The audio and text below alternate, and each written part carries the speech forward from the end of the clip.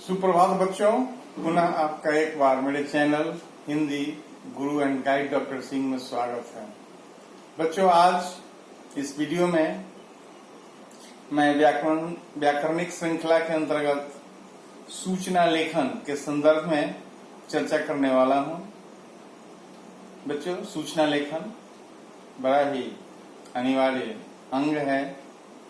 इसकी आवश्यकता जीवन में सर्वत्र देखने को मिलती है, चाहे वह सार्वजनिक उपक्रम हो, विद्यालय हो या फिर अन्य कोई जगह। सूचना के माध्यम से एक से अधिक लोगों तक समाचार पहुंचाए जाते हैं। सूचना तकनीक आज जीवन का अनिवार्य अंग बन चुका है और इस कड़ी में व्याकरणिक श्रृंखला के अंतर्गत हम सूचना लेखन पढ़ेंगे कि सूचना कैसे लिखा जाता है, आखिर सूचना लेखन की आवश्यकता क्यों है। सूचना के माध्यम से हम किन लोगों तक खबरों को पहुंचाते हैं, तमाम ऐसी बातें हैं जिसकी चर्चा आज हम इस बिंदु में करेंगे। तो बच्चों, सूचना लेखन सरकारी कार्यालय का भी एक आवश्यक अंग माना जाता है, क्योंकि इसके माध्यम से अधिकांश लोगों तक खबरों को पहुंचाया जाता है कि आखिर समाज में क्या हो रहा है, क्या होने वाला है। तमाम इन बातों की जानकारी सूचना के माध्यम से दी जाती है। यदि यह व्यवस्था नहीं होती तो शायद एक से अधिक लोगों तक ये बातें नहीं पहुंच पाती, लेकिन आज इसकी भूमिका, इसकी उपादेयता, इसकी उपयोगिता सर्वत्र देखी जाती है। बच्चों, सरकारी कार्यालयों की बात छोड़ भी दें तो विद्यालय की बात करें या जो छोटे तौर पर जो ऑफिस हैं, चाहे वो केंद्र सरकार के हों या राज्य सरकार के हों, कहीं भी जीवन के हर क्षेत्र में सूचनाओं का आदान प्रदान आवश्यक दिखता है। यदि ऐसी परंपरा उत्पन्न न हुई होती तो शायद हम खबरों से अनजान होते कि आखिर हमारे समाज में, हमारे बीच, हमारे ऑफिस में, हमारे विद्यालय में क्या होने वाला है, कब होने वाला है। लेकिन सूचना तकनीक एक ऐसा माध्यम है जिसके द्वारा हम इन बातों को भली भांति जान लेते हैं। बच्चों, आप विद्यालय जाते हैं। विद्यालय जाने से पहले मैं एक बात की चर्चा करूं कि आपने समाचार पत्रों के माध्यम से भी सरकारी कार्यालयों से संबंधित सूचनाओं को देखा होगा। चाहे हम केंद्र सरकार की बात करें या राज्य सरकार की बात करें, समाचार पत्रों के माध्यम से भी लोगों तक सूचनाएं भेजी जाती है। यानी समाचार पत्र भी सूचना संप्रेषण का उचित माध्यम है। यदि समाचार पत्र न होते तो शायद सरकार की योजनाएं जनता तक नहीं पहुंच पाती, लेकिन समाचार पत्रों के माध्यम से सरकार, चाहे वह केंद्र की हो या राज्य की हो, जनता तक सूचनाओं का आदान प्रदान करती है। ग्रामीण जनता भी भली भांति इन तथ्यों से अवगत हो पाती है कि हमारे देश में क्या हो रहा है, हमारे राज्य में क्या हो रहा है और उसमें हमारी क्या सहभागिता है। तो ये है सूचना लेखन। आखिर इसकी आवश्यकता क्यों पड़ी? जैसे हम विद्यालय की बात कर रहे हैं, और सबसे बड़ी बात यह है कि जो भी सूचनाएं केंद्र सरकार की या राज्य सरकार की आती है, उन सूचनाओं को वैसे स्थलों पर प्रेषित किया जाता है, या यूं कहें कि वैसे स्थलों पर, वैसी जगहों पर उसे चिपकाया जाता है ताकि ज्यादा से ज्यादा लोगों की नजर जाए, ज्यादा से ज्यादा लोगों के बीच में उन बातों की चर्चा हो, लोग उस तथ्य को जानें, समझें और अपनी प्रतिक्रिया दें। मैंने समाचार पत्र का नाम लिया क्योंकि समाचार पत्र एक बृहद माध्यम है लोगों से जुड़ने का। इसमें व्यक्तिगत समाचार भी, व्यक्तिगत सूचनाएं भी दी जा सकती है, सार्वजनिक सूचनाएं भी आती है और उसे सार्वजनिक जगहों पर प्रकाशित कराया जाता है ताकि जनता तक ये बात पहुंच जाए। यहाँ बच्चों मैं बात कर रहा हूँ विद्यालय स्तर की। आप जिस विद्यालय में पढ़ते हैं उस विद्यालय में भी एक सूचना पट होता है, जहाँ प्राचार्य के माध्यम से, विद्यालय प्रशासन के माध्यम से या हेड बॉय के माध्यम से जरूरी सूचनाएं उस सूचना पट पर प्रकाशित की जाती है और हर एक विद्यार्थी एक झलक सूचना पट को देखता है और भली बात ही जान लेता है कि हमारे विद्यालय में आने वाली कौन कौन सी घटनाएं हैं, कौन कौन से कार्यक्रम हैं जिनका क्रियान्वयन होना जरूरी है। तो बच्चों, आज के जीवन में सूचना तकनीक, सूचना लेखन की बात कोई नई नहीं है, पुरानी है। लेकिन आखिर हम समझें कि सूचना कैसे लिखा जाए, सूचना के लिए आवश्यक शर्तें क्या हैं, इन बातों पर चर्चा जरूरी है। क्योंकि परीक्षाओं में सूचना लेखन जैसे प्रश्न पूछे जाते हैं और बच्चे कभी कभी दुविधा में पड़ जाते हैं कि आखिर सूचना में लिखें तो क्या लिखें, कैसे लिखें। इसलिए मैंने आपके लिए सूचना लेखन से संबंधित कुछ आवश्यक शर्तों को प्रस्तुत किया है और सूचना लेखन से जुड़ी एक उदाहरण को भी प्रस्तुत किया है ताकि भली बात आप जान लें, समझ लें कि सूचना लेखन क्या है। खासतौर से सूचना लेखन जैसे प्रश्न विद्यालयी पाठ्यक्रमों में शामिल किए गए हैं ताकि बच्चों को प्रारंभिक स्थितियों में इन बातों से अवगत कराया जाए कि सूचना कैसे लिखी जाती है। सूचना लेखन हिंदी पाठ्यक्रम में शामिल है। बच्चों, आपने इंग्लिश पाठ्यक्रम, इंग्लिश करिकुलम में नोटिस राइटिंग का नाम अवश्य सुना होगा।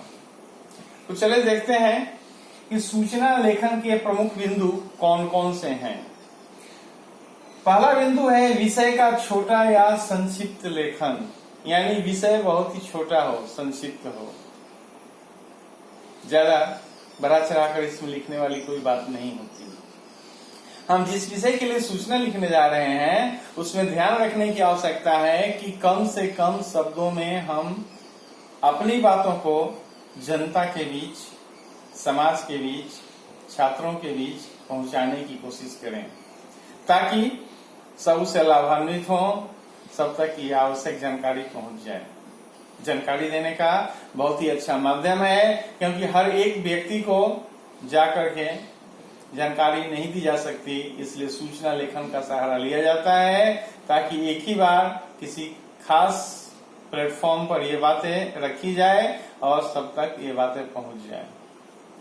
तो मैंने बताया कि विषय का छोटा या संक्षिप्त लेखन नहीं, यानी जो विषय है उस पर बहुत कम शब्दों में बात लिखी जाए, ज्यादा बातों को बढ़ा चढ़ाकर लिखने की आवश्यकता महसूस नहीं की जाती।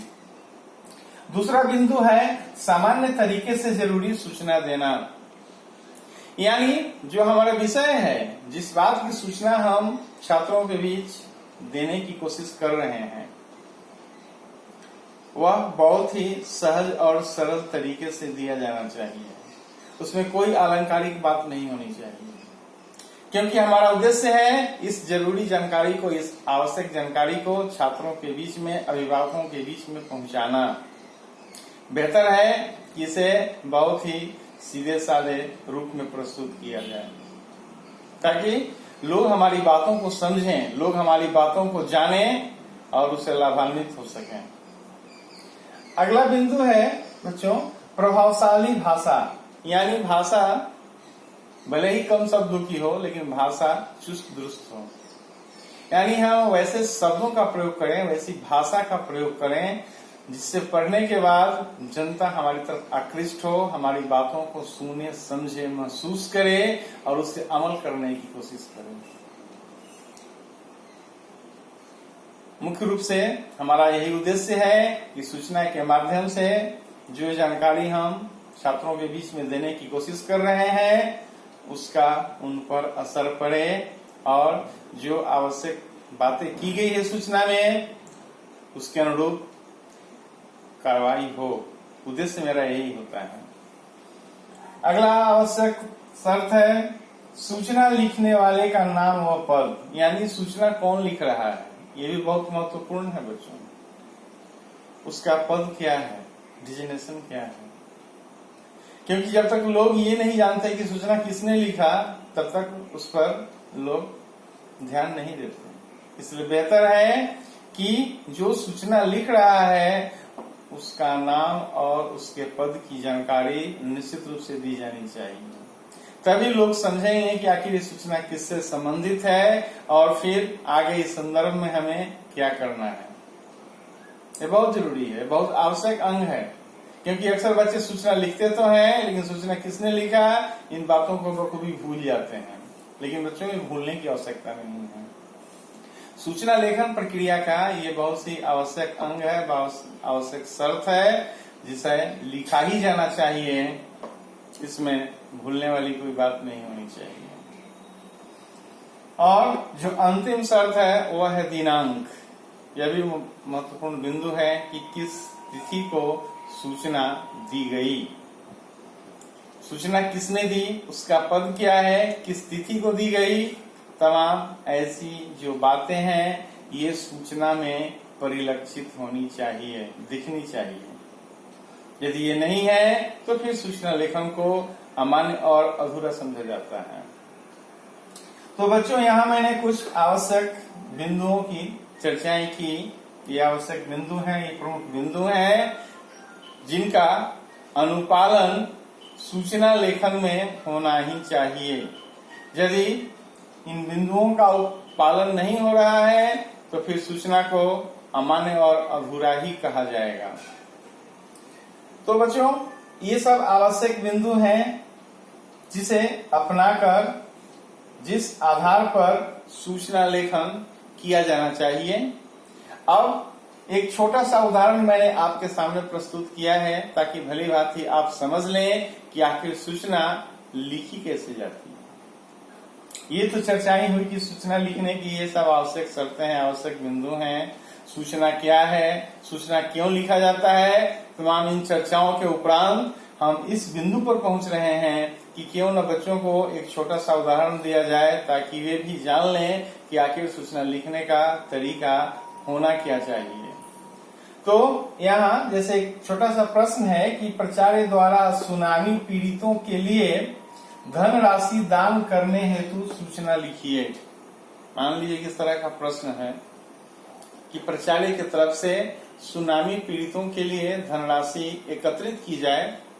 ये उनका उद्देश्य है। विद्यालय प्रशासन का ये फैसला है कि बच्चों को इस बात की सूचना दी जाए कि वे सुनामी पीड़ितों के लिए धनराशि एकत्रित करें, दान दें और इस दान का पैसा सुनामी पीड़ितों को भेंट किया जाए ताकि वे इससे अपना जीवन गुजर बसर कर सकें।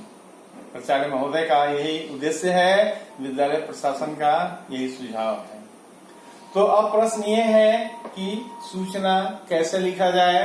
तो सबसे पहले लिखेंगे दिल्ली पब्लिक स्कूल, यानी स्थान का नाम जहां से सूचना लिखी जा रही है। नहीं, दिल्ली पब्लिक स्कूल लिख देंगे। आप जिस स्कूल के हैं स्कूल का नाम दे सकते हैं, क्योंकि प्राचार्य किसी न किसी स्कूल से जुड़ा ही रहता है। क्योंकि ये सूचना प्राचार्य की तरफ से है, प्राचार्य द्वारा, तो ऊपर वे विद्यालय का नाम लिखना जरूरी है। यहाँ सूचना लिखेंगे। और तिथि, मैंने दिनांक की बात की थी, दिनांक यहाँ है 10 जून 2020। ठीक है। जो तिथि आप जिस तिथि में लिखेंगे उस तिथि को बखूबी आप दे सकते हैं। अब यहाँ लिखा गया है कि विद्यालय प्रशासन द्वारा यह निर्णय लिया गया है कि सुनामी पीड़ितों की सहायता के लिए धनराशि एकत्रित की जाए। अतः आपको सूचित किया जाता है कि दान देकर इस कार्य में सहयोग दें। उमेश वर्मा, प्राचार्य। नीचे लिखेंगे नाम, मैंने बताया ना सूचना लिखने वाले का नाम और पद। उमेश वर्मा नाम है और वे प्राचार्य हैं स्कूल के। तो बच्चों, मैंने तिथि का भी उल्लेख किया, नाम का भी उल्लेख किया, पद नाम का भी उल्लेख किया।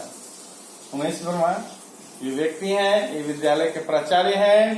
तिथि मैंने दे दी स्थान दिल्ली पब्लिक स्कूल का है, जिस स्कूल के वो प्राचार्य हैं। और बहुत ही कम शब्दों में ये बातें की गई कि विद्यालय प्रशासन द्वारा निर्णय लिया गया है कि बच्चे सुनामी पीड़ितों के लिए दान दें, और इस तरह की सूचनाओं को सूचना पट पर रखा जाता है ताकि विद्यार्थी एक झलक इस सूचना पट को देखें और इस सूचना से अवगत हो जाएं कि आखिर हमारे लिए कौन सी आवश्यक सूचना दी गई है, और फिर इस संदर्भ में उचित कार्रवाई बच्चों के द्वारा की जाएगी। तो बच्चों, इसी तरह सूचना लिखी जाती है। ये फॉर्मेट है सूचना लिखने का। ये सब आवश्यक बिंदु हैं जिनका पालन किया जाना चाहिए। उम्मीद करता हूं कि ये बखूबी आप समझ गए हैं कि आखिर सूचना कैसे लिखी जाती है। आप बहुत ही सहज तरीके से सूचना लिखेंगे जब परीक्षाओं में या फिर विद्यालय पाठ्यक्रम में आपसे कहा जाएगा। कोई परेशानी नहीं होगी, और मैं उम्मीद करता हूं कि आप इसे लाइक करेंगे, शेयर करेंगे और सब्सक्राइब करेंगे ताकि नई नई जानकारी आप तक पहुंच जाए। तब तक के लिए धन्यवाद बच्चों।